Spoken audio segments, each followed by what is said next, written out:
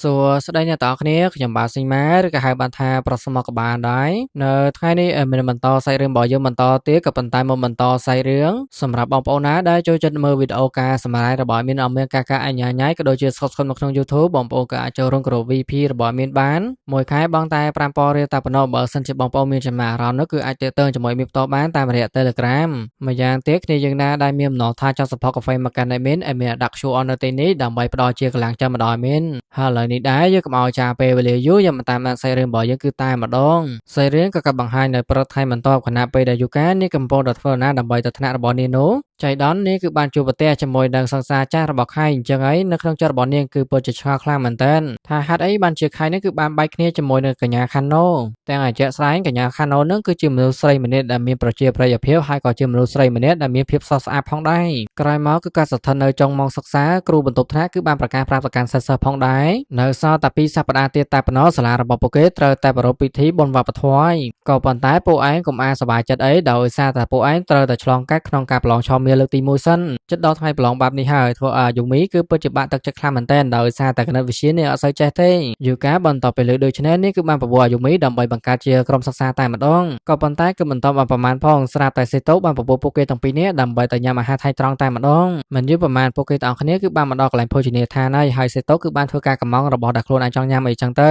ជាពិសេសនៅទីនោះអ្នកដែលបានមកនឹងក៏មានវត្តមានរបស់ខៃផងដែរគណៈពេលហ្នឹងអាយូមីគឺបានប្រាប់ប្រកាន់យូកាឲ្យនៅជាមួយនឹងខៃទៅព្រោះថានាងឥឡូវនេះត្រូវតែទៅកម្មង់ឲ្យញ៉ាំសិននៅក្នុងអំឡុងពេលហ្នឹងពិតជាចៃដន្យខ្លាំងមែនតើខាណូក៏ដូចជាមិត្តភ័ក្តិរបស់នាងទាំង3នាក់ទៀតក៏មកញ៉ាំអីនៅទីនេះផងដែរមិត្តភ័ក្តិទាំង3នាក់របស់ខាណូគឺពិតជាដកកតែម្ដងគ្រាន់តែឃើញខៃភ្លាមចាប់ផ្ដើមចូលទៅសួរខៃហើយការសួររបស់ពួកគេដែលពួកគេហ្នឹងគឺពិតជាឆ្ងល់ខ្លាំងមែនតើថាហេតុអីបានជាខៃបានបែកគ្នាជាមួយនឹងខាណូហើយច្បាស់ខ្លាំងណាស់ខៃក៏មិនបានខ្វាច់ខ្វល់នោះទេថែមទាំងមិនបានឆ្លើយជាមួយនឹងពួកគេទៀតអ្នកដើម្បីបន្តទៅឃើញខៃមិនអើពើអញ្ចឹងពួកគេក៏ចាប់ផ្ដើមចាប់គោលដៅទៅកាន់យូកាតែម្ដងខាណូបានហាមឃាត់ទៅកាន់អ្នកដើម្បីផងដែរថាកុំឲ្យនិយាយអ្វីបន្តទៀតក៏ប៉ុន្តែពួកគេមិនបានស្ដាប់នោះឡើយថែមទាំងនិយាយថាយូកាហ្នឹងគឺជាមនុស្សស្រីម្នាក់ដែលខៃគ្រាន់តែបោកលេងតែប៉ុណ្ណោះមានអីដោយការនិយាយមិនចេះស្ដាប់គ្នាស្រាប់តែខាណូបានយកទៅក្រូចរបស់នាងក្នុងការជះទៅកាន់ពួកគេទាំង3នាក់តែម្ដងថែមទាំងនិយាយថាទង្វើរបស់ពួកឯងនៅពេលនេះវាពិតជាលើខ្លាំងណាស់អ្នកដើម្បីបន្តទៅលើបាបនឹងភ្លាមពួកគេក៏មិនបានតតាំងអ្វីដែរហើយក៏បានដើរចាក់ចេញពីទីនោះតែម្ដងហើយខាណូនៅវិញពិតជាមុំម៉ៅខ្លាំងមែនតើអំពីមិត្តភ័ក្តិរបស់នាងទាំង3នាក់ហ្នឹងហេតុអីបានជាពួកគេនឹងគឺនិយាយមិនចេះស្ដាប់គ្នាមុនពេលចាក់ចេញនាងក៏សុំទោសទៅកាន់យូកាផងដែរដោយសារតែយូកាអត់មានកំហុសអីទេសម្រាប់យូកាគឺកាន់តែឆ្ងល់តែម្ដងថាខាណូនឹងគឺជាមនុស្សល្អទេហេតុអីបានជាខៃបានបែកគ្នាជាមួយនឹងខាណូត្រឡប់មកកន្លែងខាណូនៅវិញគឺត្រូវបានមិត្តភ័ក្តិរបស់ខ្លួនបានចេះទឹកហើយដោយសារតែនេះគឺជាការសងសឹងជាពិសេសនៅក្បែរនោះក៏មានវត្តមានរបស់យូកាផងដែរដែលបានឃើញអំពីសកម្មភាពទាំងអស់ហ្នឹងចំណែកខាណូនាងបាននិយាយដាក់មិត្តភ័ក្តិរបស់នាងចោល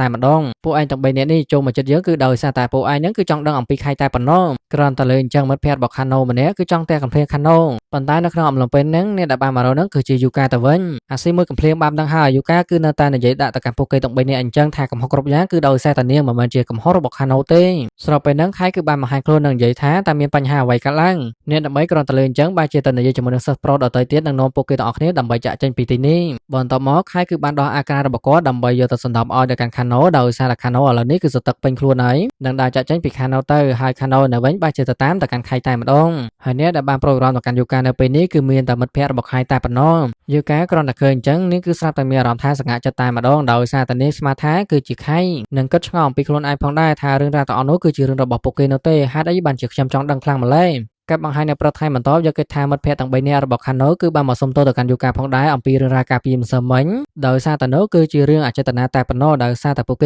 េលេងសើចជ្រុលរីឯខាណូក៏ទៅសុំទោសយូកាដូចគ្នាដោយសារតែនាងគឺបានទាញយូកាដើម្បីចូលរឿងរ៉ាវរបស់នាងដែរក្រោយមកនៅពេលដែលយូកាត្រឡប់មកដល់ថ្នាក់របស់នាងវិញហើយនោះស្រាប់តែកញ្ញាដែលជាមើលរូបថ្នាក់របស់យូកាដែលជាសក់តិចតួចហ្នឹងគឺមិនដែលឃើញយូកាហ្នឹងគឺធ្វើសក់របស់ខ្លួនឯងស្ទាយថ្មីនោះទេអញ្ចឹងហើយនាងគឺចាប់ផ្ដើមចូលទៅកែប្រែតែម្ដងគ្រាន់តែកែរត់យើងឃើញថាសម្រស់របស់យូកានៅពេលនេះពិតជាស្រស់ស្អាតខ្លាំងមែនទែនដែលធ្វើឲ្យអ្នករកគ្នាចាប់ផ្ដើមមានការភ្ញាក់ផ្អើលរីឯខៃក៏បាននិយាយថាមើលទៅប្រហែលជានាងគឺអាចធ្វើអ្វីដែលខ្លួនឯងមិនចាំបាច់មានគាត់ហើយនៅម៉ោងសម្រាប់គណៈពេលដែលយូកាកំពុងរដាតែម្នាក់ឯងសុខៗហ្នឹងនាងស្រាប់តែក្លែកឃើញខៃដែលក៏កំពុងទៅនៅជាមួយនឹងមិត្តភ័ក្តិរបស់គាត់ដទៃទៀតហើយមិត្តភ័ក្តិទាំង3នាក់របស់ខៃនៅពេលនោះគឺបានសួរទៅកាន់ខៃថាហេតុអីបានជាខៃនេះគឺបានបែកគ្នាជាមួយនឹងខាណូទាំងអាជាក់ស្ដែងខាណូនឹងគឺជាមនុស្សស្រីដែលស្រស់ស្អាតខ្លាំងណាស់នៅក្នុងអំឡុងពេលហ្នឹងបើទោះបីជាអ្នកទាំង3គឺខំសួរទៅកាន់ខៃយ៉ាងណាក៏ដោយក៏ប៉ុន្តែខៃអាចបានឆ្លើយជាមួយនឹងពួកគេឡើយយូកាក៏ចង់ដើរចេញដែរក៏ប៉ុន្តែដើរ បន្ទាប់មកប្រមាណផងនេះក៏ត្រូវបានរៀបរៀងពីសំណាក់ខៃដោយសារតែគាត់ឥឡូវនេះគឺពិតជាងុយគេងខ្លាំងមែនទែននាំយូកាគឺទៅកន្លែងសម្ងាត់របស់គាត់ហើយកន្លែងសម្ងាត់របស់គាត់ក៏គ្មានកន្លែងណាឆ្ងាយនោះទេគឺជាបន្ទប់ដាក់អីវ៉ាន់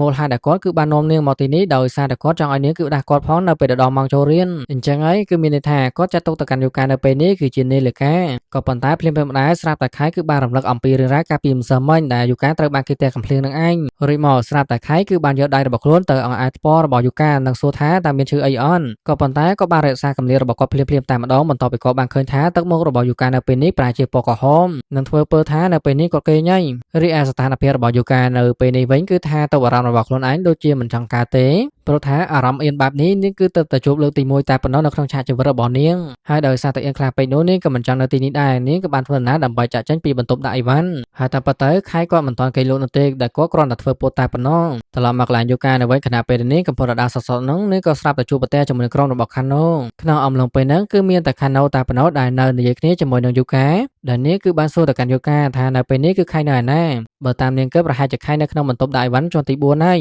គ្រាន់តែលើដូច្នោះស្រាប់តែយូកាបានប្រាប់តែម្ដងហេតុអីបានជាខាណូបានដឹងអញ្ចឹងសម្រាប់ខាណូគ្រាន់តែលើអញ្ចឹងនាងចាប់ផ្ដើមនិយាយឲ្យថាខៃក៏មិនដែលប្រាប់ពីអាកបាំងរបស់ខ្លួនឲ្យទៅកាន់អ្នកដទៃបានដឹងទេមូលហេតុដែលយូកាគឺបានដឹងអំពីអាកបាំងរបស់ខៃប្រហែលជាខៃគឺជាអ្នកប្រាប់ឲ្យមើលទៅតែយូកាបានតបថាទីតាំងអាកបាំងរបស់ខៃគឺខៃមិនបានប្រាប់នាងនៅឡើយនាងនោះទេគឺជាអ្នករកឃើញទីតាំងអាកបាំងរបស់ខៃដោយខ្លួនឯងក្រោយពីនិយាយឲ្យនោះស្រាប់តែយូកាក៏មានការភ្ញាក់ផ្អើលដែរបន្ទាប់ពីឃើញទឹកមុខរបស់ខាណូនៅពេលនេះដល់ពេលចឹងទៅយូកាគឺបានដឹងភ្លាមតែម្ដងតែប៉ុន្តែខាណូគឺនាងមិនទាន់ដឹងនោះទេអំពីទីតាំងអាកបាំងរបស់ខៃហើយក៏បានដឹងអំពីខ្លួនឯងផងដែរថាឥឡូវនេះកំពុងតែមានកំហុសមួយហើយដោយសារតែនាងគឺបានក្បត់អំពីសន្យារបស់ខៃដូច្នោះនាងគឺចង់បកស្រាយប្រាប់ទៅកាន់ខាណូផងដែរក៏ប៉ុន្តែត្រូវបានរំខានពីសំណាក់មិត្តភ័ក្តិរបស់ខៃដោយបង្ហាញថាឥឡូវនេះពួកគេគឺបានរកឃើញទូរស័ព្ទរបស់នាងហើយជាពិសេសថែមទាំងតាំងរូបរបស់ខៃទៀតផងដែលជារូបថតរបស់ខៃកាលនៅអនុវិទ្យាល័យស្របពេលដែលខៃទៅតែមិនអត់ទីនេះអញ្ចឹងហើយមិត្តភ័ក្តិរបស់គាត់ក៏បានបង្ហាញផងដែរថាឃើញរូបថតរបស់ឯងនៅទីនេះហើយរួចមកខាណូគឺយកទូរស័ព្ទរបស់នាងយកមកទុកវិញហើយក៏បានផ្ដល់អាក្រៅរបស់ខៃត្រឡប់ទៅខៃវិញផងដែរ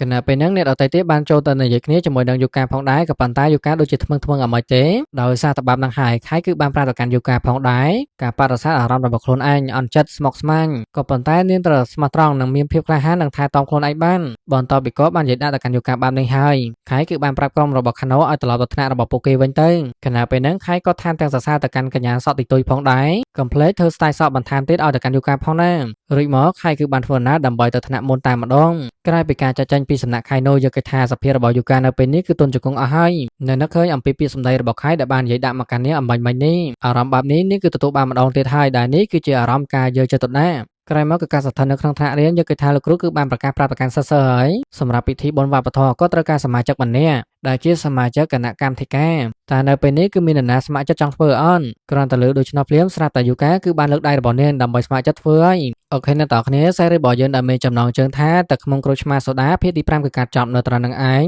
ហើយបើចង់ដឹងថាភាគបន្តទៅមុខទៀតវាទៅជាយ៉ាងណាក៏ប្រតិតាមជាមួយមានបន្តទៀតណាម្យ៉ាងទៀតគ្នាយើងណាដែលបន្តបានចូលក្រុម Telegram របស់មាននោះទេគឺសូមចូលឲ្យផងដោយសារតែរកដំណឹងសេសឲ្យមានតែតម្លាក់ចូលក្រុមមួយហ្នឹងឲ្យគ្នាយើងបានដឹងហើយជាពិសេសក្រុមមួយហ្នឹងគ្នាយើងចូលដោយសេរីតែម្ដងមិនចាំបាច់ទាមទារក្នុងការបង់ប្រាក់នោះឡើយហើយបើសិនជាបងប្អូនបានចូលហើយនោះជាចុងក្រោយឲ្យមានតែពីជូនពរតែប៉ុណ្ណោះសូមឲ្យសំណាងល្អនៅក្នុងឆាកជីវិតការធ្វើដំណើរទៅណាមកណាប្រកបដោយសុវត្ថិភាពជានិច្ចហើយឥឡូវនេះឯងខ្ញុំបាទប្រុសស្មើគឺមានតែប៉ុណ្្នឹងទេបាយបាយចាំជួបគ្នានឹងភាពបន្តទៀតណាបាយបាយ